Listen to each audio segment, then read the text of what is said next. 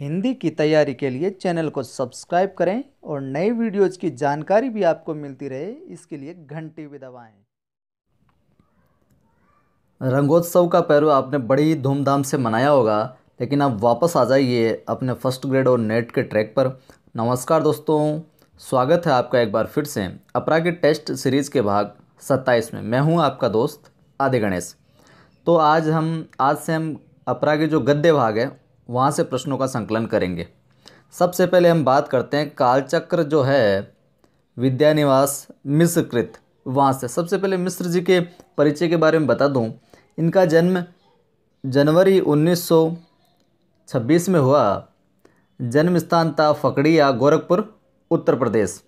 अगर इनके निबंध संग्रहों की बात करें तो चितवन की छाँ, हल्दी दूब, कदम की फूली डाल, तुम चंदन हम पानी, आंगन का पंछी और बंजारा मन, मेरे राम का मुकुट भीग रहा है, परंपरा बंधन नहीं, कंटीले तारों के आर पार, निज मुख मुकुर, भ्रमरानंद के पत्र, संचारिणी, अंगद की नियति, शेफाली झर रही है।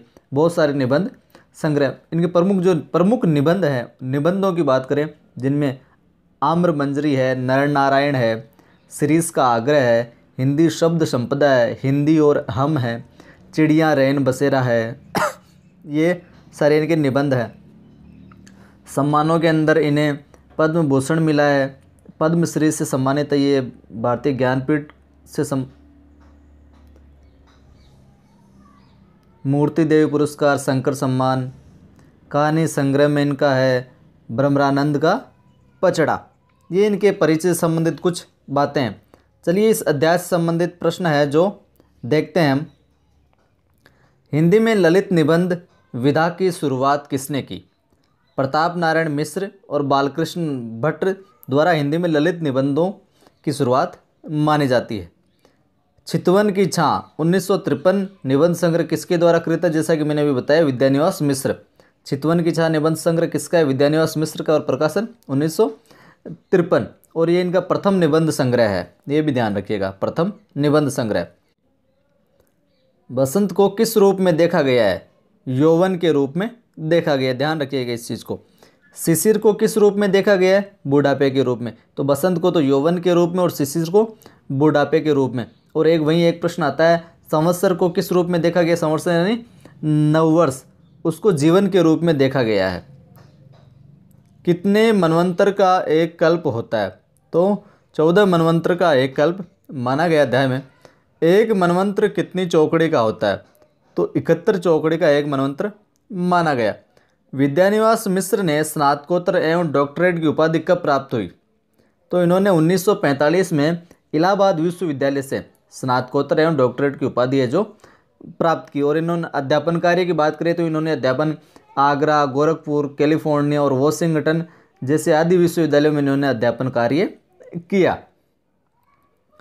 वहीं हम और बात करें आगे तो इन्होंने देश का जो बहुप्रतिष्ठित संपूर्णानंद संस्कृत विश्वविद्यालय और काशी विद्यापीठ वहाँ के ये कुलपति भी रहे हैं। तुम चंदन हम पानी निबंध का प्रकाशन कब हुआ? 1957 में। तुम चंदन हम पानी निबंध का प्रकाशन कब हुआ? 1957 में। राष्ट्रीय संवत किसे माना गया? शक संवत को राष्ट्रीय संवत जो माना गया है। सूर्योदय के समय रहने वाली तिथि कहलाती है उदय तिथि। सूर्योदय होता है तो उदय तिथि, और जो तिथि संध्या काल में होती है उसे क्या कहते हैं? प्रदोषा, प्रदोषा या प्रदोष तिथि।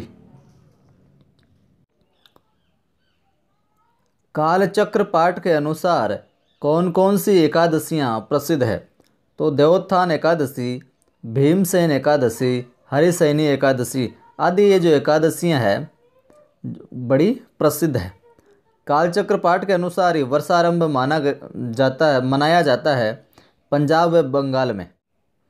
कितने चंद्रमासों के बाद एक अधिमास, मलमास या अधिक वर्ष आता है? तो 35 चंद्रमासों के बाद में। सूर्योदय से पहले का समय क्या कहलाता है? ब्रह्म वेला या उषा काल कहलाता है। दिन का कौन सा प्रहर दिन ढलानी वेला कहलाता है? जो चतुर्थ प्रहर होता है दिन का, वो दिन ढलानी यानी शाम वाला जो प्रहर होता है, समय होता है, वो दिन ढलानी वेला कहलाता है। कालचक्र पाठ के आधार पर रात्रि में किस पहर के बाद अमूमन गांव में सोता पड़ जाता है? प्रथम पहर के बाद पड़ जाता है। चंद्रोदय का समय किन के लिए महत्वपूर्ण होता है? तो जो व्रत उपवास करने वाले होते हैं उनके लिए चंद्रोदय का, चांद के उगने का समय बहुत ही महत्वपूर्ण होता है, और मछुआरों के लिए, इन दोनों के लिए। आधी रात या निश्चित वेला का महत्व किन के लिए अधिक है? तो जो तंत्र मंत्र साधना करने वाले हैं उनके लिए, और चोरी करने वालों के लिए रात का, आधी रात का समय, निश्चित वेला का समय उपयुक्त बताया गया, महत्व वाला बताया गया। किस मास में जाड़ा गुलाबी और गर्मी सुहावनी हो जाती है? फागुन में, इसी माह। किस मास में रात सिहराने लगती है और किस मास में गर्मी चरम पर होती है? तो कार्तिक मास के अंदर तो रात जो सिहराने लगती है, और जेठ मास में गर्मी जो चरमोत्कर्ष पर होती है अपने। तो शुक्रिया दोस्तों, ये थे कुछ विशेष प्रश्न। अच्छा लगे तो लाइक करें, कमेंट करें और शेयर करें।